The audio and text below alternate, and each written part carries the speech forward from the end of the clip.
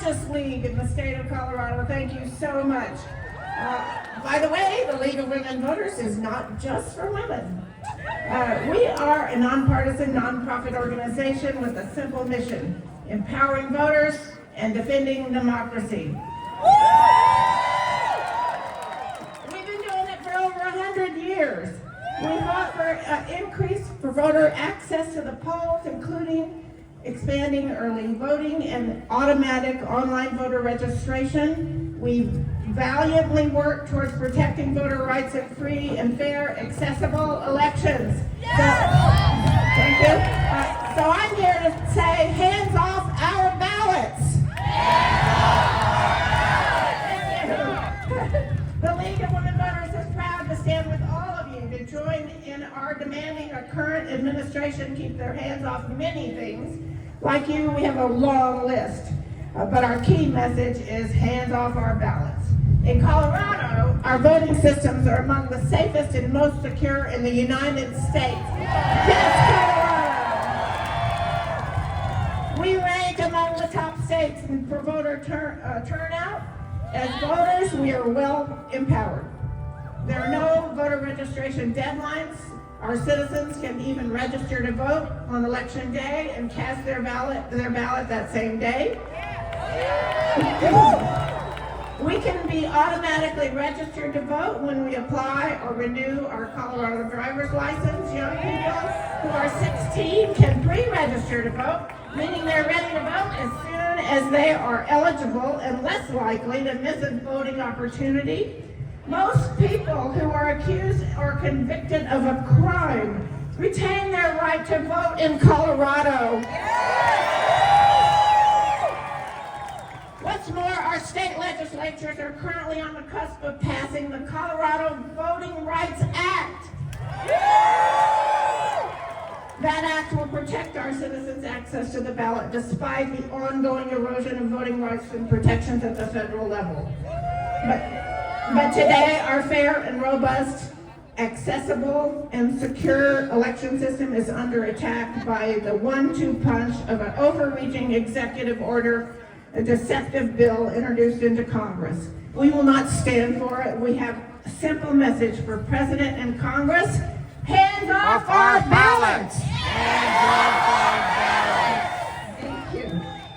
On March 25th, President Trump signed an executive order that purports to preserve and protect the integrity of American elections. It requires documentary proof of citizenships to register to vote using the federal registration form. It threatens to withhold funds from states allowing post-election day receipts of mail-in ballots, and it invites Doge, that picture of corruption and incompetence, to assist in the maintaining of voter lists.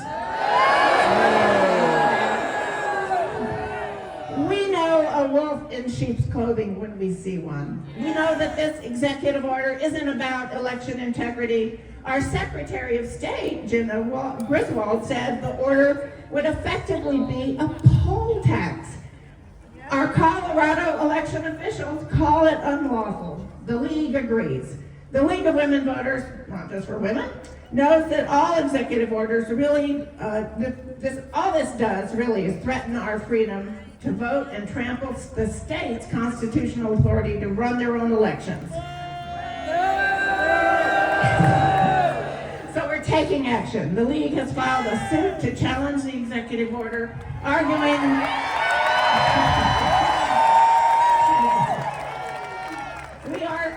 that it's an illegal order and that the presidential powers under the United States Constitution and federal law don't allow it. Selena Stewart, CEO of the League of Women Voters of the United States, said, "Let us keep it real. This order is not about protecting elections. It's about making it harder for voters, particularly women voters, to participate in elections." This executive order is an assault on our republic and a dangerous attempt to silence American voters.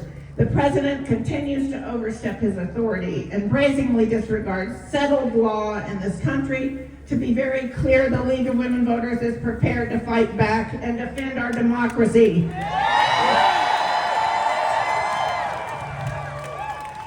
Running parallel to this abomination of an executive order, a bill introduced into Congress threatens to make voting harder for everyone. Like the executive order that has cut from the same voter-suppressive cloth, the Safeguard American Voter Eligibility Act, or SAVE Act for short, is a deliberately deceptive, sounding like common sense cure-all when actually it's a toxic snake oil being offered for a problem that does not exist.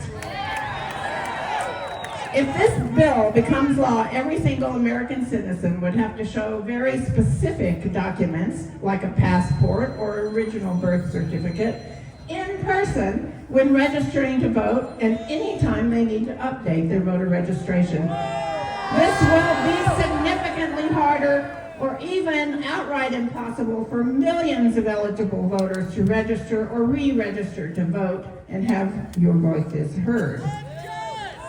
It's especially difficult for military voters, tribal voters, survivors of national disasters, and tens of millions of married women in America who changed their names.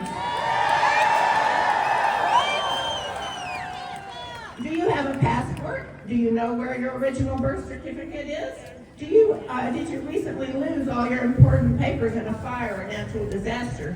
Like 8 out of 10 women in the United States changed your name when you got married? If you answer these questions, you may be losing your vote soon. Make no mistake. Both the executive order and the SAVE Act are attempts to undermine voting access in this country. But it's the SAVE Act is the truly dangerous piece that we as citizens need to take urgent action on. An executive order is not law, but if passed, the SAVE Act would be. So let's not get distracted by the illegal executive order. Instead, let's focus on killing that bill. Yeah. We must join together to oppose the dangerous legislation that is nothing more than an attempt to trick us into making it harder for millions of eligible Americans to cast their vote, allowing the federal government to usurp authority over elections at all levels. Demand that your congressional representatives soundly reject the SAVE Act. Tell Congress, hands off our ballots. Hands off our ballots. We need Congress to restore the Voting Rights Act, pass pro-voting reforms like same-day registration as Coloradans now enjoy, protections, voters with disabilities, and fund election assistance commission. If our legislatures really wanted to secure and improve elections, they should invest in upgrading equipment, expanding staffing for election administrators, and training poll workers.